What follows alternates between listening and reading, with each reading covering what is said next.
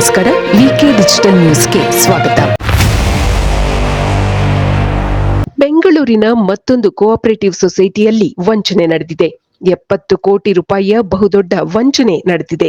ಬೆಂಗಳೂರಿನ EPFO staff credit cooperative ಸೊಸೈಟಿಯಲ್ಲಿ ಈ ಹಗರಣ ನಡೆದಿದ್ದು, ಕಬ್ಬನ್ ಪಾರ್ಕ್ ಪೊಲೀಸ್ ಠಾಣೆಯಲ್ಲಿ ದೂರು ದಾಖಲಾಗಿದೆ. ಈ ಸೊಸೈಟಿಯ ಬಹುಪಾಲು ಸದಸ್ಯರಲ್ಲ ನಿವೃತ್ತ ಸಿಬ್ಬಂದಿಗಳು. ಸಿಬ್ಬಂದಿಗಳೇ ರಚಿಸಿರುವ ಈ ಸೊಸೈಟಿಗೆ 61 ವರ್ಷದ ಇತಿಹಾಸವಿದೆ. ಸಿಬ್ಬಂದಿಗಳು ತಮ್ಮ ನಿವೃತ್ತಿ ನಂತರ ಈ ಸೊಸೈಟಿಯಲ್ಲಿ ಹಣವನ್ನು ಹೂಡಿಕೆ ಮಾಡಿ ಪ್ರತಿ ತಿಂಗಳು ತಮ್ಮ ಠೇವಣಿಗೆ ಬಡ್ಡಿಯನ್ನು ಗಳಿಸುತ್ತಿದ್ದರು. ಸುಸೂತ್ರವಾಗಿ ನಡೆಯುತ್ತಿದ್ದ ಈ ಸೊಸೈಟಿ ಕಳೆದ 3 ತಿಂಗಳಿನಿಂದ ಬಡ್ಡಿ ಪಾವತಿಸಿರಲಿಲ್ಲ. ಹಾಗಾಗಿ ಠೇವಣಿದಾರರು ಕಚೇರಿಗೆ ಬಂದು ಪರಿಶೀಲಿಸಿದಾಗ ಫ್ರಾಡ್ ಆಗಿರುವುದು ಬೆಳಕಿಗೆ ಬಂದಿದೆ. ಇಪಿಎಫ್ಒ ಸಿಬ್ಬಂದಿಗಳು ಹಾಗೂ ನಿವೃತ್ತ ಸಿಬ್ಬಂದಿಗಳು ಅಕೌಂಟ್ಗಳನ್ನು ಪರಿಶೀಲಿಸಿದಾಗ 3 ಕೋಟಿ ಹಣವನ್ನು ಸಾಲದ ರೂಪದಲ್ಲಿ ಕೊಡಲಾಗಿದೆ.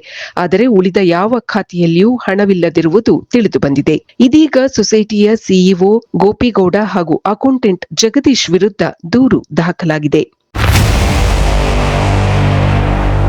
ಅಮೆರಿಕದಲ್ಲಿ ಭಾರತೀಯ ಮೂಲದ ಉದ್ಯಮಿ ಬಂಕಿಂ ಬ್ರಹ್ಮಭಟ್ ಎಂಬುವವರು 4,400 ಕೋಟಿ ರೂಪಾಯಿ ಸಾಲ ಪಡೆದು ವಂಚನೆ ಎಸಗಿದ್ದಾರೆ. ಈ ಪ್ರಕರಣ ವಾಲ್ ಸ್ಟ್ರೀಟ್ ಜರ್ನಲ್ ವರದಿಯಿಂದ ಬೆಳಕಿಗೆ ಬಂದಿದೆ.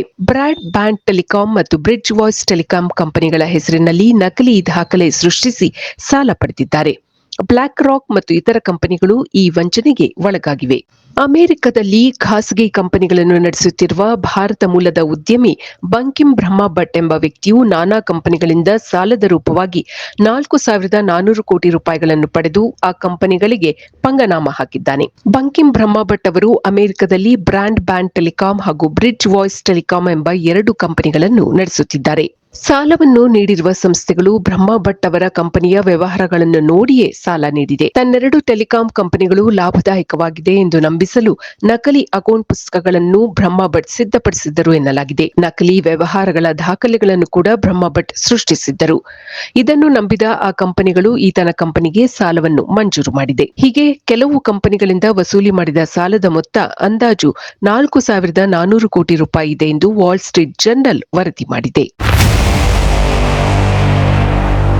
ಇದು ಈವರೆಗಿನ ಸುದ್ದಿಗಳು. ಮತ್ತಷ್ಟು ಸುದ್ದಿಗಳಿಗಾಗಿ ನೋಡ್ತಾ ಇರಿ ವಿಕೆ ಡಿಜಿಟಲ್ ನ್ಯೂಸ್.